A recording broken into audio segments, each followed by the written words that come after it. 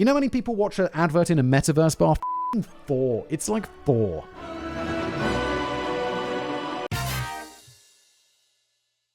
Today's video is brought to you by Ridge Wallet. More on them in just a bit. Hello everybody, welcome back to another episode of Brain Blaze. As always, I'm your host Simon. In this one, the stupidest in the Metaverse, which I kind of feel isn't the whole Metaverse shit. Isn't that the kind of opinion that everyone's come around to, especially because it's run by Mark Zuckerberg, who everybody hates because he seems to be like an actual cartoon villain? Even my personal interactions, not with Mark Zuckerberg, obviously, but with Facebook, where it's like, whenever I think about, shall I put my videos on Facebook? You look on Facebook, it's like, oh look, someone already else has. And where's my money, Facebook? It's my money, and I need it now! Nowhere to be found, because people at Facebook don't give a about copyright, or at least they didn't the last. If you watch a video of me on Facebook, it's not me. I'm not getting paid. Someone else has ripped that off and just dumped it on Facebook.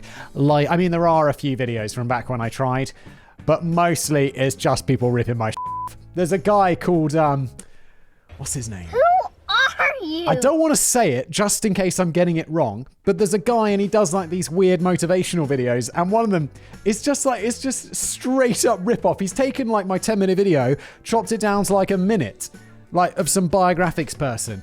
And I'm like, where's my money, bitch?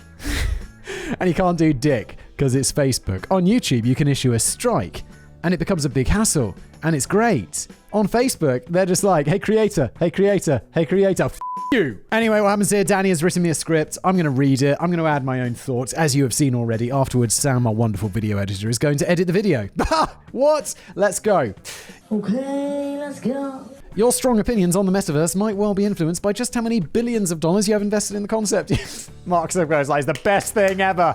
Metaverse is the future universe. Everyone else who doesn't have billions of dollars invested in it is just, Mark, it's a bit isn't it?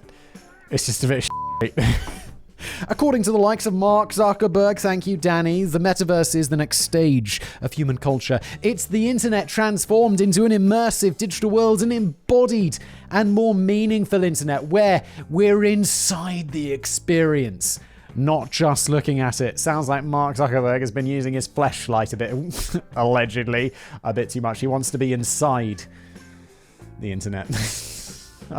Oh, this was a bad, sick joke.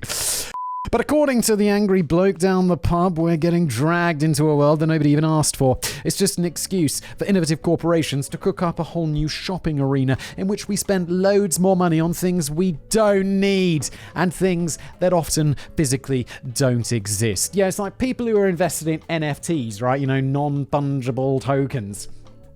And it's always like, people will talk about how good these are based on how many they own. There's a direct correlation. If people own 0, they're like, what the is that? And the people who own 100 of them are like, well, you just don't understand. It's the future of art. And I don't own any of them, so you can guess where I fall on this whole thing. And I'm like, brilliant idea. Non-fungible tokens, brilliant idea. Like, if there is art and you want to worry, and there's forgeries as a concern, you can have an NFT related to a piece of physical art, like Peter the Plant, IKEA's finest. And then you can have an NFT that says, this is unique Peter. This is Peter number 7 of 50. And there are only 50 that exist. A great way of like authenticating one-off things. But when it's like a picture of a monkey. Sam, show on screen what I'm talking about. Oh shit, I'm sorry. Sam, show on screen what I'm talking about. It's just like, it's obviously bullshit. And isn't it just a way for people to like funnel illicitly gained money from like selling drugs on the internet into like stuff? Isn't it? I'm sure there's people in the comments who own like 700 NFTs and they're like, Simon, it's not just about laundering drug money. And I'm like, but isn't it? And all the while, our behavior is being closely monitored to mine ever more data that can be turned into something vaguely monetizable. For anyone who has concerns over the idea of living in a fake universe, it could be argued that the human race has been immersed in alternate realities for hundreds of years. Every time we pick up a fictional novel or watch a movie or play a video game, our minds are escaping into a realm that exists beyond the confines of mundane reality. Yeah, but when you read a book by a talented author, it's a nice experience. When you use the Metaverse, it's what the this experience. And don't get me wrong, I love like virtual reality. I have one of those Facebook Meta Oculus Rift headsets, and it's tight. But I mean, I don't need to go into some world and interact with people. I just want to play a round of golf. I am the grumpy, boring man down the pub. So is the metaverse really such a huge leap from how we already spend so much of our time? Now, I'm not here to convince you one way or the other. Danny might not be, but I'm telling you it. Maybe this new virtual reality version of the internet will enrich our lives and reconstruct the functions of society and the global economy. Let's see how this video is aged in 50 years. I mean, obviously there's going to be some big online thing that is beyond the internet. I just don't think it's going to be the metaverse. The metaverse just sounds shit. It'll just be a natural progression of the internet becoming more awesome, which it tends to do, until the metaverse came along. Or maybe it will just be populated with idiots who feel the need to splash out $650,000 worth of cryptocurrency on securing the NFT for a digital luxury yacht. Yes, $650,000. That could buy you a real yacht. A small real yacht, but a real yacht. Maybe not even that small. How is it? I'm like confused because I see these yachts that Russian billionaires own and it's like $700 million. And I'm like, so if I spend $1 million, is it like 700 times smaller? Because then it would be like this big. It's really confusing. To help us make up our minds, let's strap on our cumbersome VR headsets and go hunting for some of the more bizarre things we can find in this thrilling new 360-degree digital landscape. You can go for a beer. I'm not interested in the forming of any new world where I can't even pop into a bar to buy a beer. And thankfully, Miller Lite stepped up to the bowl of nuts when they briefly launched the first ever brand-hosted bar in the metaverse. The Meta Lite bar was exclusively open for business on the virtual real estate platform Decentraland, and it was largely entirely a publicity stunt to divert attention away from the Super Bowl commercial break. You see, Miller's parent company, Molson Coors, aren't allowed to purchase Super Bowl ad spots thanks to an exclusivity deal that Budweiser negotiated to advertise beer halfway through the big game. Tell you what is effective advertising? The Super Bowl. Tell you what's not effective advertising? A fake pub in the metaverse where unless the virtual reality headsets gonna magically make me a beer through some sort of replicator technology, which obviously doesn't exist, because if it did, I would have it for sure. Well, it's just bullshit, isn't it? So instead, Molson Coors created their own version of a Super Bowl ad, which could only be viewed by patrons of their new Metaverse bar who just happened to pop in at the right time. So, how many people watch the Super Bowl ads? I watch the Super Bowl ads, and I've never watched a Super Bowl in my life. I would only be 90% certain in saying that it's American football rather than baseball or something. I'm pretty sure it's football, but it could be some other sport. I wouldn't be opposed. If some American told me it's actually baseball, I'd be like, I really thought it was football, but I guess I'm wrong. But it's hundreds of millions of people, at least, who watch those adverts, at least, right? You know how many people watch an advert in a metaverse bar? 4. It's like 4.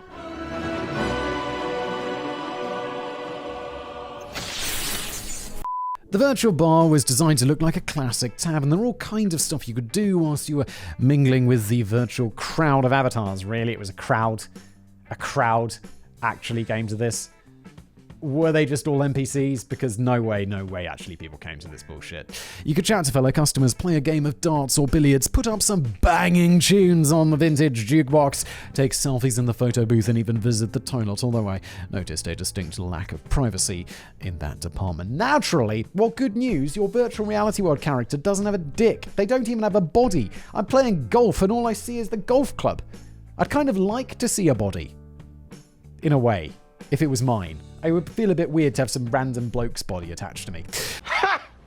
Gay! Naturally, you were only allowed to enter the Meta Lite bar if you were over the legal age of 21. Why? There's no alcohol there. The only alcohol is going to be purchased in the real world. Also, what the where I live, you can drink at 18.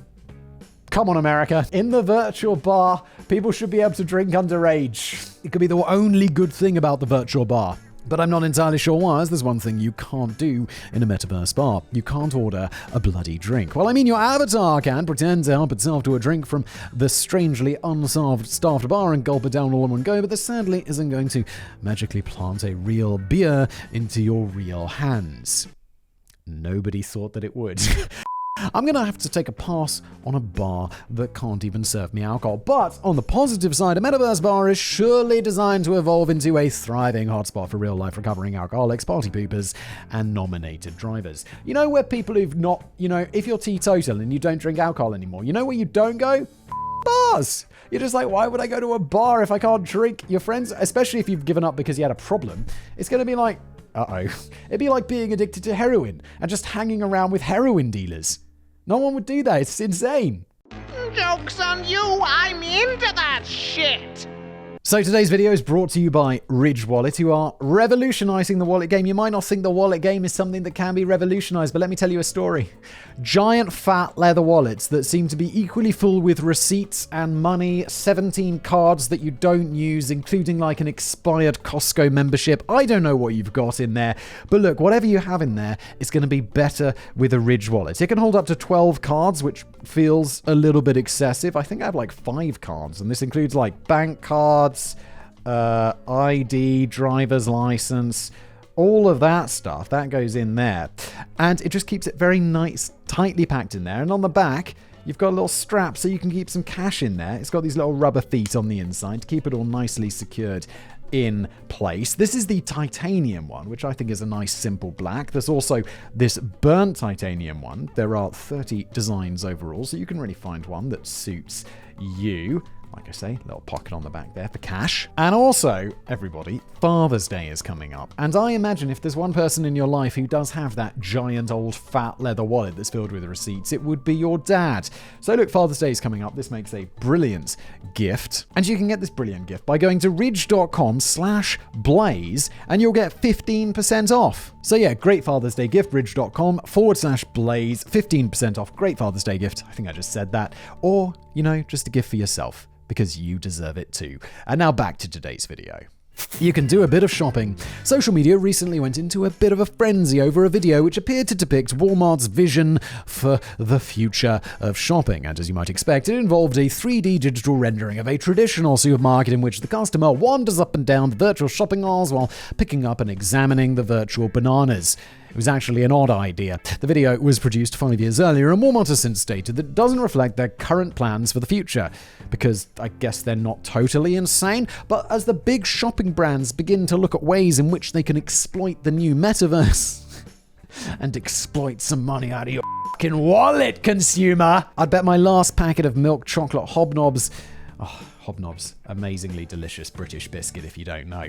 And the chocolate ones, Danny and I, culinarily, are on the same page today, which very rarely happens because Danny eats all sorts of weird shit, and he doesn't like blood pudding. Weirdo. I'll bet my last packet of milk chocolate hobnobs that we're going to see virtual shopping centres in the not too distant future. Apparently a third of UK consumers are already looking forward to shopping at familiar high street brands in the new high streets of the metaverse. Why? The one reason, I obviously much prefer shopping online because I don't like going out into the real world and having to interact with other people. But one thing I do, generally I struggle to buy clothes online unless I've ordered them before, because I'm like, I don't know how this is going to fit. They're like, well, yeah, these trousers are in my size, but different sizes at different brands are different and they hang differently and they feel, and all of this shit, That's why I go. And if I go to virtual clothes store, it's all going to be well, it fits my virtual body perfectly, doesn't it? Obviously. But that doesn't make it fit my real body. But it begs the question, what are we going to get from this? You'll get nothing and like it. And it throws up a lot more ammunition for the critics who feel that the metaverse is reinventing things that don't need to be reinvented purely for the sake of it. We already cracked internet shopping. It's quick and easy, and we can do it from our phones. Surely the idea of putting on a headset to enter a clunky 3D environment is just overcomplicating things and slowing down the whole process. Yes, but also I'm all for innovation. Maybe there is some way this would be better, but you do have to make it better. And also people like shopping. People enjoy browsing internet stores and looking for stuff, but people like going to the high street and looking in the window shopping. They look in the windows, they're like, oh, that's a nice jacket that I can't afford. I guess maybe I'll buy it when I next get my paycheck. People do this. I don't know why. I find it a bit insane, but maybe they want to do that online. I kind of get it. You just want to browse. You're walking down a virtual high street, I'll pop into that store. You don't just type in you don't just go to a random web address. Okay, smartass, let's see what this mystery's all about. And you're still going to have to wait patiently for the postie to deliver the products that you felt as if you were already holding in your hands. When the technology grows to a more sophisticated level, it could arguably evolve into a handy concept for customers who fancy trying on clothes in virtual changing rooms to get an idea of how their new threads are going to look in the real world. Except, as I already explained, it doesn't work like that. It's like, yeah, okay, my avatar looks like that, but my avatar also has like the most generic body ever, and I have a fairly generic body. Like, normally, like, fits me quite well, but sometimes it doesn't really, and you're just like, I don't really like how this is, or I don't like how this fabric feels. You know? That's why clothes shopping exists. I hate it. And maybe this will ultimately develop into something of a compromise for all of those people who claim that they miss the physical experience of shopping on the real high street, yet can't really be asked to catch a bus into town. To live life, you need problems. You can get married. What a pain in the arse weddings can be. The happy couple probably don't give much consideration to the inevitable groans of despair they're generating whenever one of their lavish invitations lands on a doormat. The lucky recipient soon realizes they're going to have to spend a whole day standing around and pretending to be happy making small talk with complete strangers and people they've spent all year trying to avoid. I don't know, generally at weddings I'm like, well, one, there's at least some people you know, and you can talk to them, unless you're the person, unless it's like a wife's wedding or something, and then you're like, I don't know anyone. But that's solved by number 2, free booze. How much easier would it be for the guests if they didn't have to even travel to the venue? Instead, what if they could just slap on a VR headset and let the avatar do all of the hefty lifting? And honestly, it'd be cheaper. Just send out like 100 VR headsets and you're probably going to be saving money. Well, good news. Metaverse weddings are already a thing. In 2022, an Indian couple from Tamil Nadu invited over 2,000 guests to their Harry Potter-themed virtual wedding, which took place in a digital recreation of Hogwarts. Sam, you know what meme to roll. Sir, yes, sir! It might sound a bit balmy, but the couple felt that they were strong advantages to the idea. COVID restrictions meant that a mere 100 guests had been allowed to attend their real ceremony, which was held a little... Oh no, what?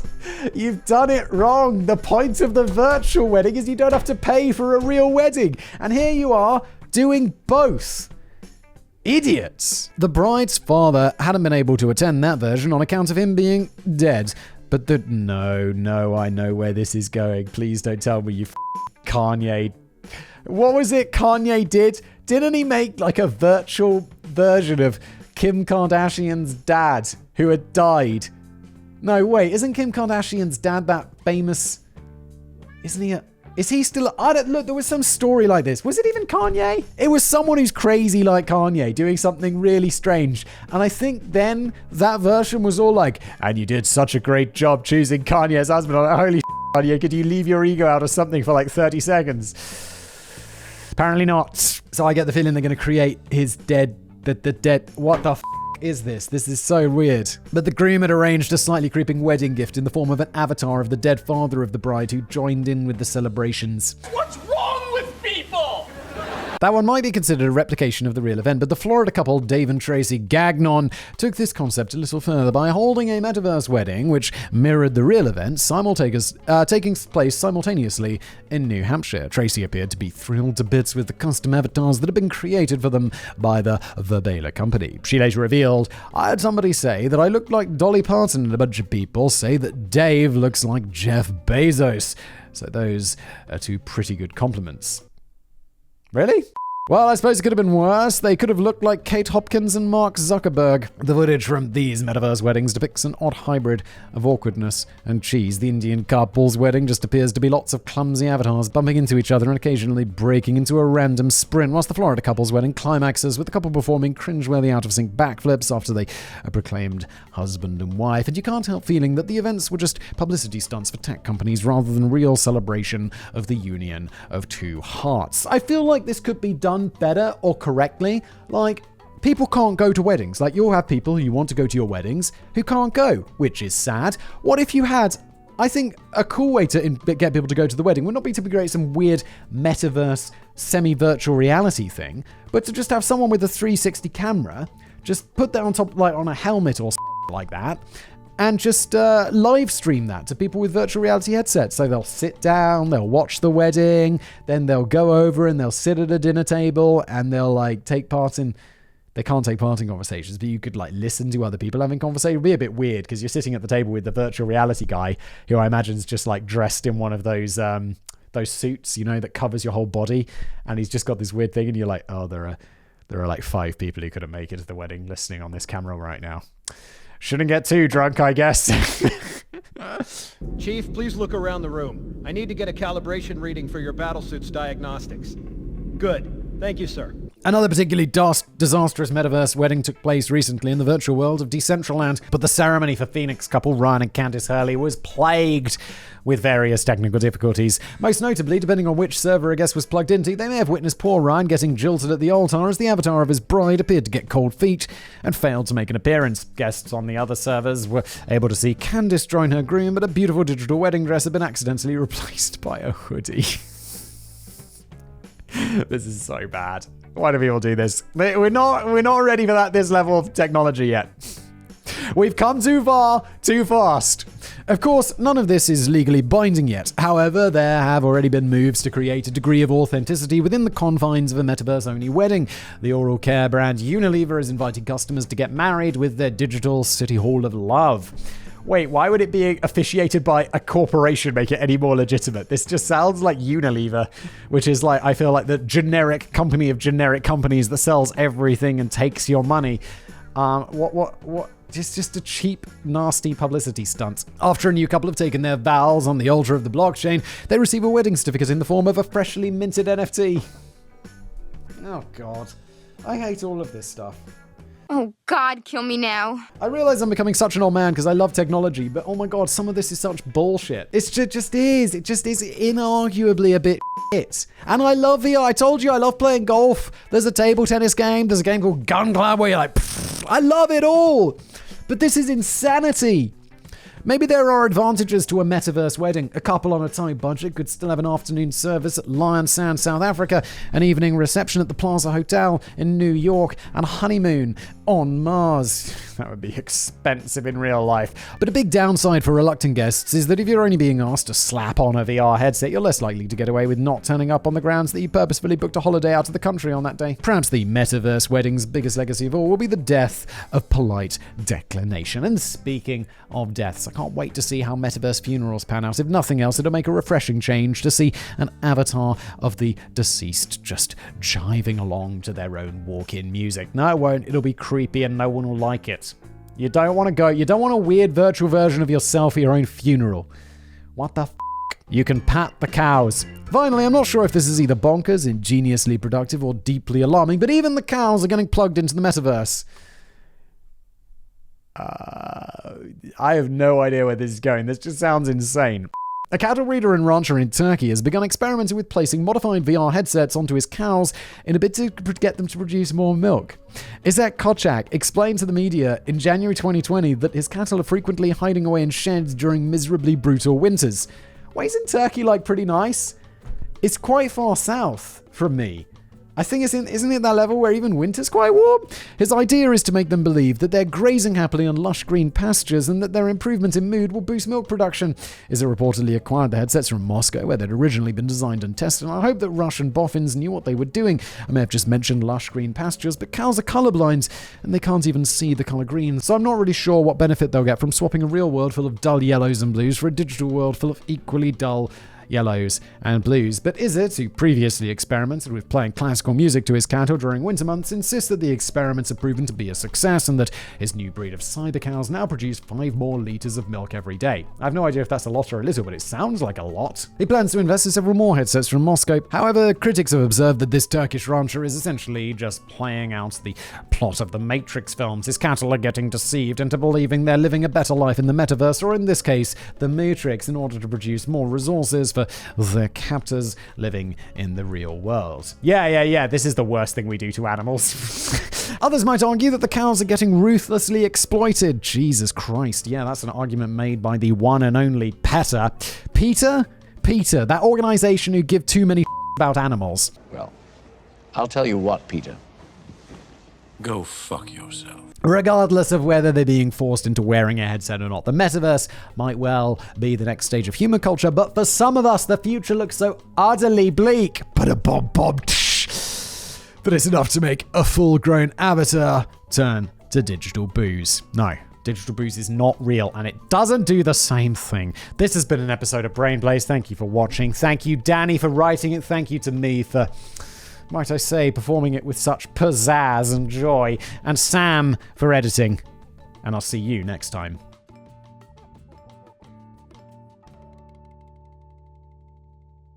No one would do that. It's insane. Joke's on you, I'm into that shit.